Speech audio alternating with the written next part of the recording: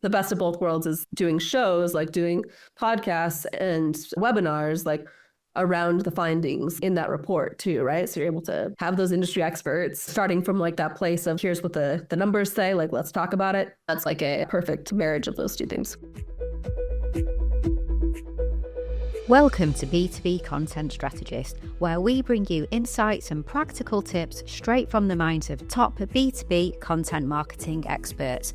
I'm Amy Woods, founder and CEO of Content 10X, and in each episode, I chat with leading B2B marketers about how they consistently craft and execute successful campaigns, even when faced with tight deadlines and limited resources. If you're looking to elevate and optimize your content marketing efforts, you're in the right place. Keep listening. Hello and welcome to the B2B Content Strategist podcast. I'm your host, Amy Woods, and today I'm joined by Camille Trent, Content Marketing Lead at Auror.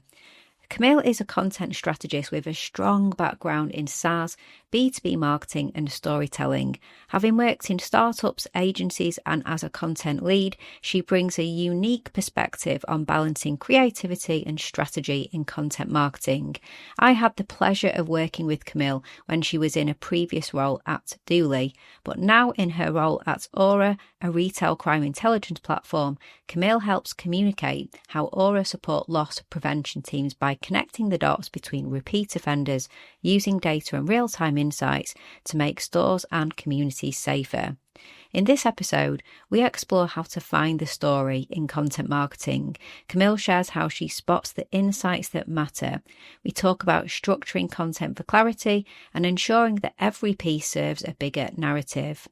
Camille also tells the story of a marketing campaign sparked by a simple misheard word, and she explains why the best marketers are the ones who can see the story that others might miss. We had a great conversation and there's so much to take away, so let's dive in. Camille, welcome to B2B Content Strategist. It's so nice to have you on the show. Great to be here again. It's been, a couple years before we talked last? Yeah, it has. So I'm so excited for the conversation and everything you've got to share. I'm sure it's going to be fantastic. So to kick things off, could you just share just a bit about your role as content marketing lead at Auror and also what the organization does as well for anyone who's not familiar? Yeah, of course. So it's a fairly new role. I'm about 3+ months in at the moment. So pretty fresh, but been a really exciting 3 months. So Auror itself does retail crime intelligence. So for the marketers listening to this, I think maybe a good comparison might be something like Gong from the intelligence standpoint, right? But Gong for salespeople, Auror does that for retailers, right? For loss prevention teams. And so gives those insights that they need to kind of connect the dots between offenders, like frequent offenders, right? In looking at license plates and data to kind of like connect those things and to make stores and communities safer. So interesting. It sounds so exciting. Feels like you're playing your part in fighting against, crime and misdemeanors and things like that. It's really cool. What else is there out there that is similar to what you guys are doing then? Is it really quite new technology? It's fairly unique the way that we approach it. Obviously there are competitors for any type of SaaS out there, but the way that we approach it it's just the software side, right? So it's not the hardware, and that can be sometimes a misconception. Is like there's surveillance tech, and we integrate really well with a lot of the LP ecosystem, we call it loss prevention ecosystem of tech. But we really shine in that intelligence side of things, right? And sort of like connecting all of these disparate pieces of data together to tell the whole story so that you get those real-time alerts and so that you're prepared for repeat offenders like that might be entering the premises, et cetera. Awesome. Really interesting. And in terms of your role, so heading up the content marketing side of things, I know obviously you mentioned you're fairly new into the company and the role. What does your team look like? Yeah, so it's a fairly small but mighty team in the content space specifically. So it's me and Tao. So Tao is our content marketing specialist, and she is based in New Zealand, and she's been with the company about, I think, a year and a half. So she comes from like the journalism side and is just really, really impressive. And it's nice because we're a global company, like to have that flexibility of she's on the New Zealand time, so totally different time frame. We have a little bit of overlap in my afternoons, her mornings, and then me being in North America can sort of take over that time zone. So, like I mentioned, it's relatively new, so we're sorting out exact kind of like roles and responsibilities, but so far I think it's that part of it's worked out nicely. And we're sorting out, okay, like when, are you going to be online versus I'm going to be online, and what things like give you energy, what things give me energy. So a lot of her role has been around video and like the events. We do a lot of trade shows, a lot of events for retailers. She's really good at that, really likes that, and has done a lot of scripts as well, but also, like I said, has that journalism background, is a fantastic writer as well. So both trying to bring, some writing chops, but then also open it up to sort of creativity and combined strategies. Like the other day, we were just talking about language, right? Like how do we better define our language as we continue to add new features and new capabilities, right? And how do we talk about things that can be challenging to talk about, things like privacy, things like crime, right? Like you really want to make sure that you have like the same shared language around that. And so that's been a first step for us, is kind of revisiting that comms guide and talking through how do we want to talk about this challenge. I think that's a really kind of exciting and interesting aspect of the content journey, though, figuring all of that out, isn't it? So it's a really interesting stage to be doing that. In terms of across your career, so I know you've worked in various different companies in different marketing roles, and I know you have quite a preference towards the content side of marketing too. What do you prefer as a leader across content marketing functions to generally keep as an in-house expertise? And then what areas do you more prefer to go to market on a maybe more temporary basis, or just bring those expert skill sets in on a more flexible basis, doesn't necessarily need to be hired in-house? Yeah, I think when I was kind of mapping out some of the content strategy, I start with what do we have, right? Like what are the current programs that we have, like that are live, that are active, and their sort of maturity stage. So, right. So what are our mature programs? What are our immature programs? And then what are some like net new programs that we want?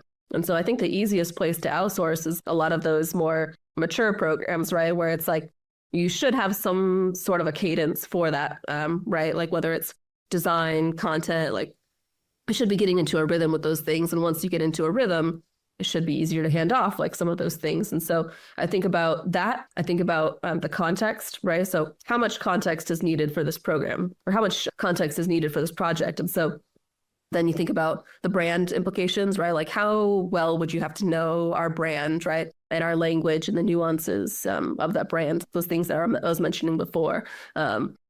So there's that. And then there's the context of the product too. How well, like, do you need to know our product for this? So I think a lot of product marketing content, sometimes that lives specifically in product marketing, and maybe you don't have to worry about it as much, but anything that's really getting detailed about the product and how we're talking about it probably makes more sense to be in-house, unless it's, a copywriter that you're working with frequently and has almost become a like retainer in-house partner. So those are just like a couple questions that I have to think through. But to me, it's like, okay, if you have a mature program, let's think about how can we outsource some of those things, and that'll just carve the time that you need for mapping out those new experiments and also taking the immature programs to mature. It's really interesting when I've been asking that question across this season of the podcast, how I feel like it's two different answers that I often get yourself with the maturity, like, get to the point where you've defined the systems and the processes, you figured it out, and then that's a point at which, you can start to bring some support in. And then, it's the other side where people will say, we outsource it right from the start and get some experts to set some systems and processes up for us, and then decide the point at which we're going to kind of, take it back in from them and in-house. I'd love to hear different perspectives. Yeah, I mean, so just like expanding on that too, I think you'll probably like this answer, and Amy did not plant this for me, but But I will say that something like a podcast, right, like kind of fits in that intersection of what I'm talking about in terms of like the production side of it, right, where it's a repeatable motion. So let's say you start something like a podcast or virtual events, even if it's just webinars to start, right? So you kind of have a cadence, or maybe you have a backlog of these things.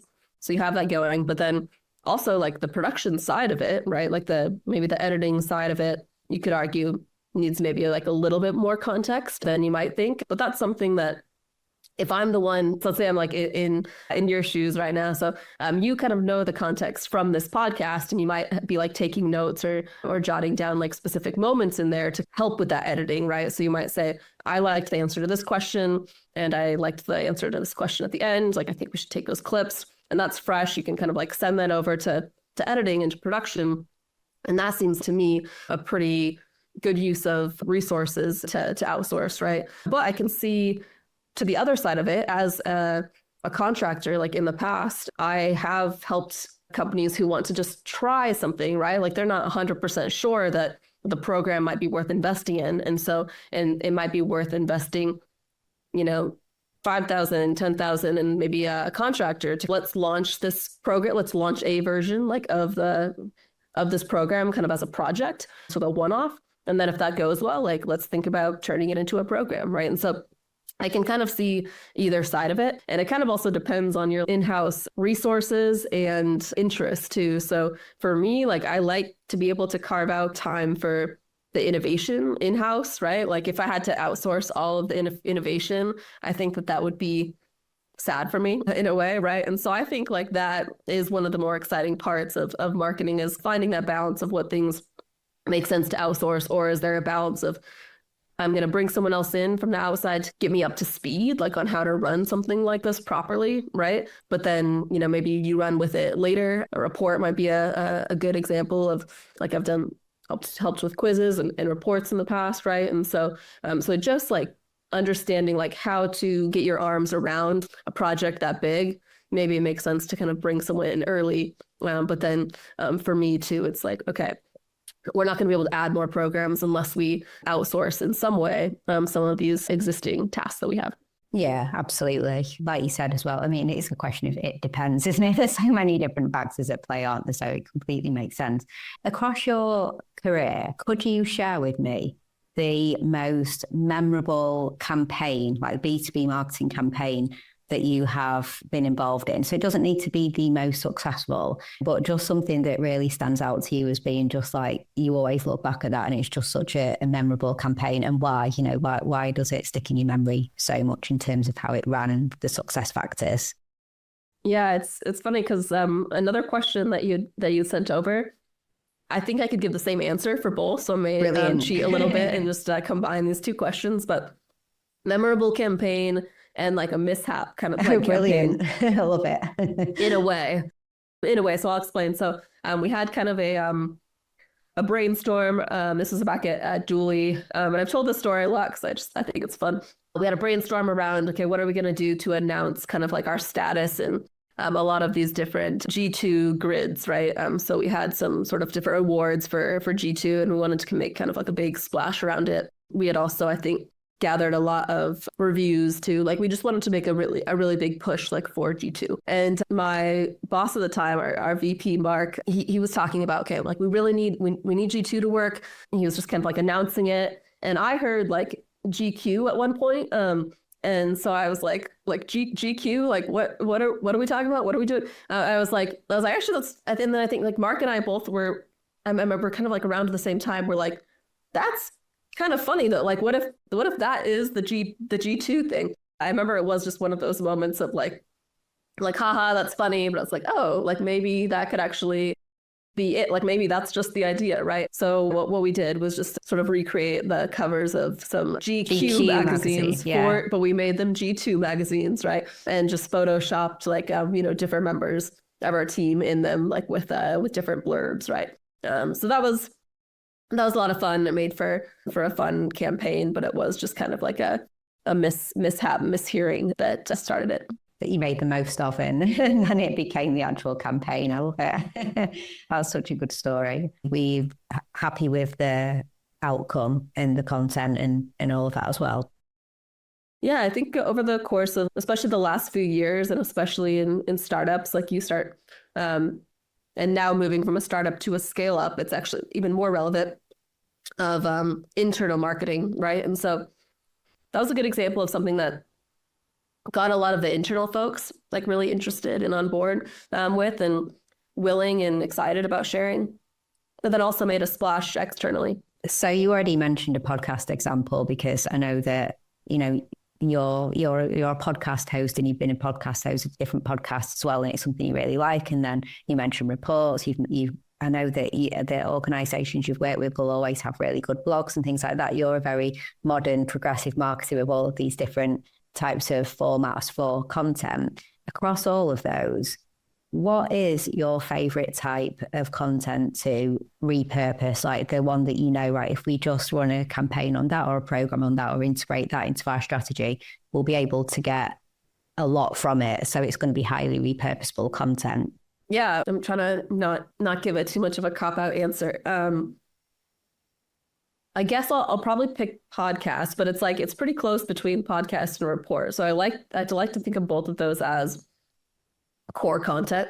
So if you have, the core content that's kind of evergreen, by splitting it into clips, splitting it into stats, creating this sort of micro content from that, then you're able to fill your content calendar for a long time and also evangelize the message. So from the report standpoint, I like that you can have a theory kind of going into it, look at the data, and then if the data does support what you think that it does and your mission sort of as a company, then you're able to beat that drum, like share the problem like again and again. So I do really like that from more of it's not a deep bottom, but I would say like almost middle funnel type of way, because you have that like just deeper connection to the problem and you have what feels like just proof. But then on the podcasting side, you kind of have a similar type of proof, but from more of a colloquial industry expert point of view, so that they still hold that credibility. This is what I'm seeing, right? Like, this is what's happening. Here's how I'm dealing with it.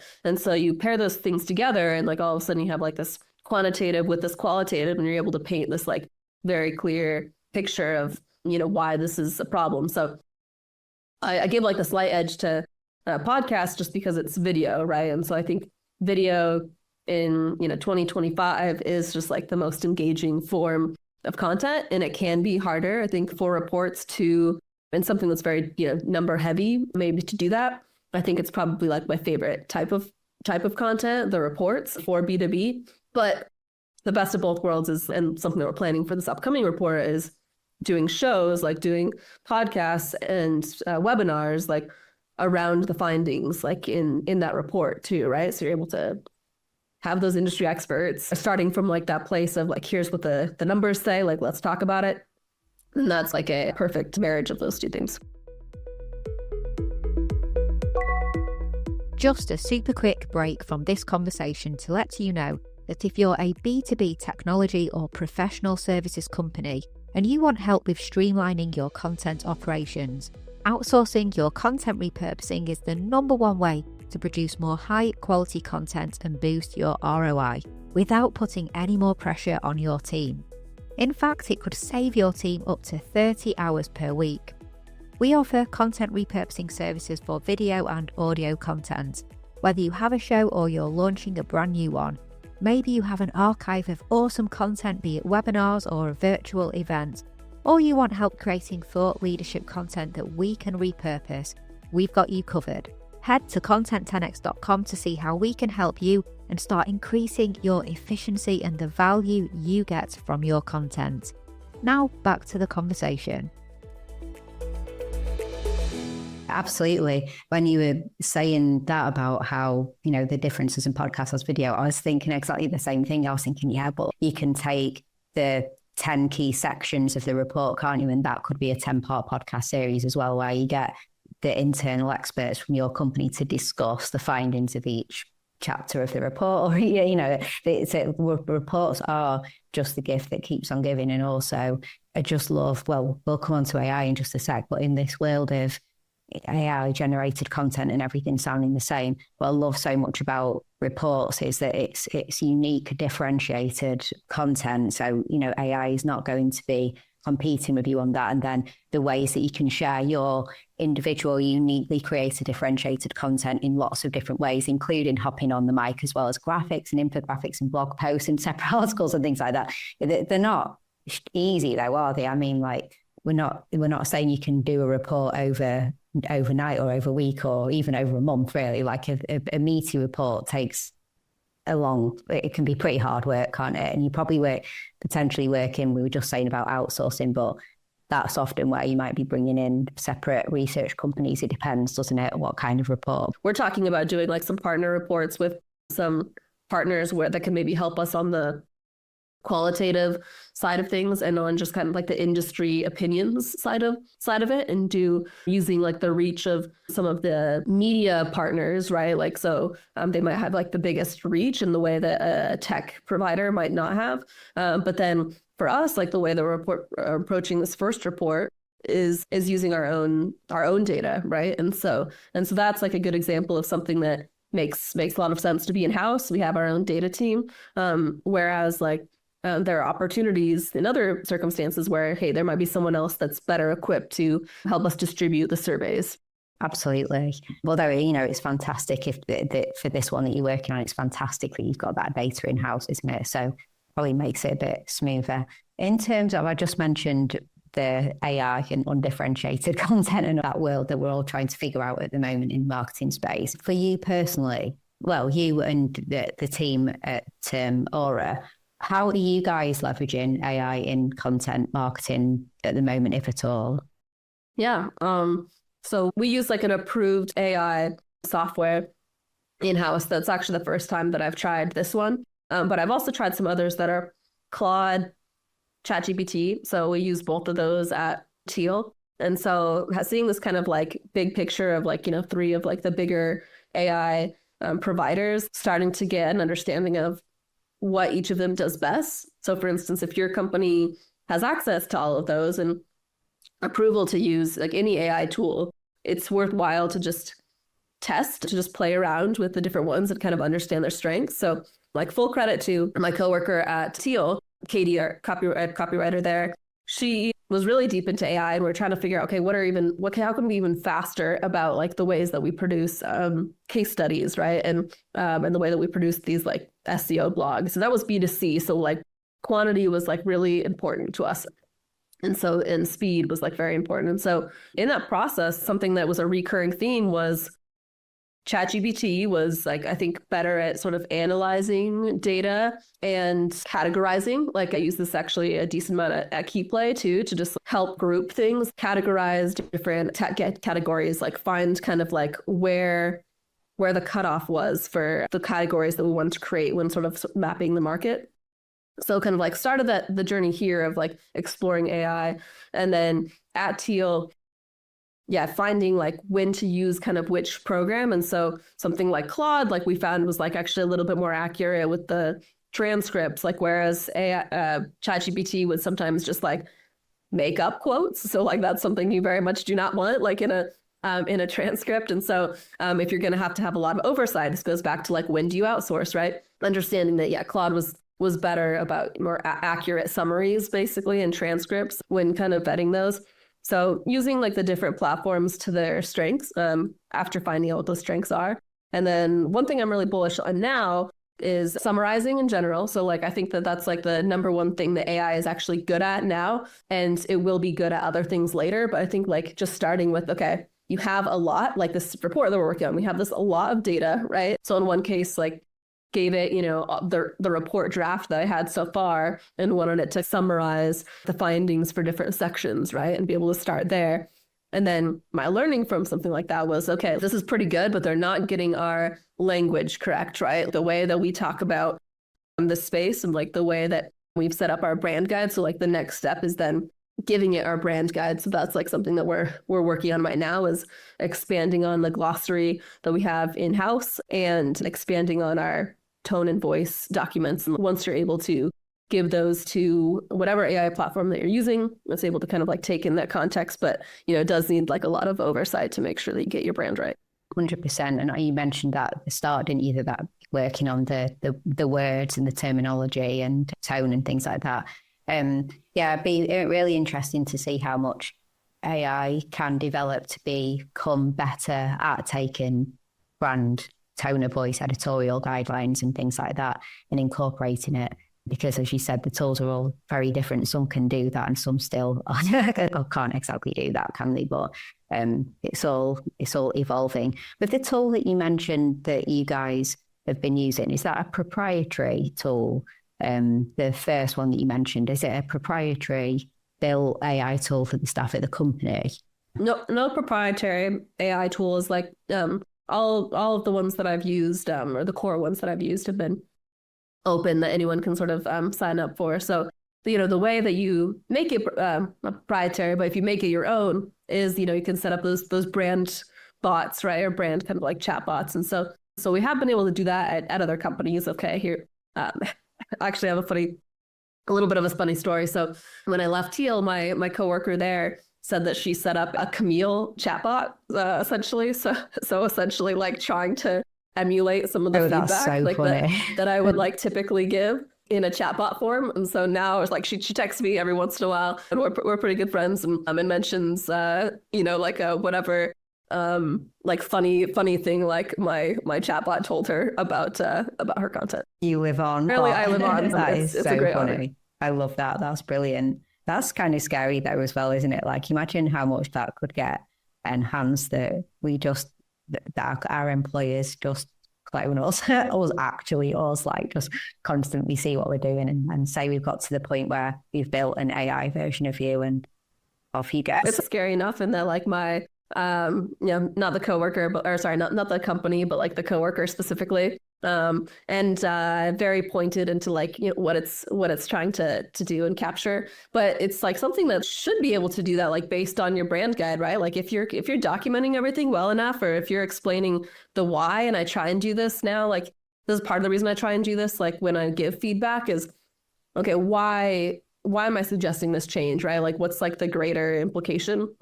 And then try and document those in your content or comms guideline, right? Of like, okay, I'm seeing this thing come up a lot, right? And so like this seems to be like a recurring challenge for maybe freelance writers, like especially. And I've done this on a contract basis in the past too, is just like review a lot of different content that like a freelancer has created, and then like see kind of where they may be kind of like making the same types of mistakes over, and then like documenting those things. And then that kind of just can like help build out your brand guideline.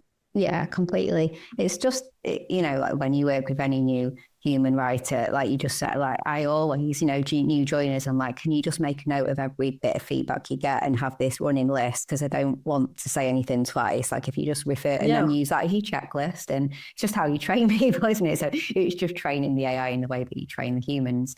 Yeah, super interesting. So we've got to the part of the episode where I ask you a question that was actually posed by our last guest. So I love this. We're asking every guest if they were, in a room full of leaders in the content marketing world and they had a question that they could ask, what would it be?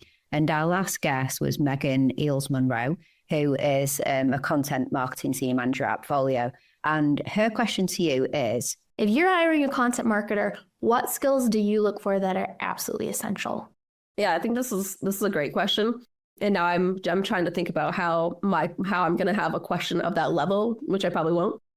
But answer to it is, so you find someone who can see the story. Like this is like the common theme that I've just come back to is, are they able to kind of like see the full story, or see kind of like the insight to the story, right? So we talked about doing reports, right? And so in a report, you might have tons and tons of data. 90% of it like may not be insightful, not interesting at all. Can you find the person who can find like the story within that data, right? Same thing with a podcast, right? Like you may have, let's see, 29 of these 30 minutes, for instance, like may not end up panning out, but maybe hopefully there is 1 minute of insight, right? And so I think if you're thinking about doing a challenge or doing kind of like a trial run, whether it's with a freelancer or full-time, it's thinking about that of how can I present sort of a challenge that kind of like shows their critical thinking, and how do I shape a story, and how do I find like the most impactful part of maybe a story that's too long.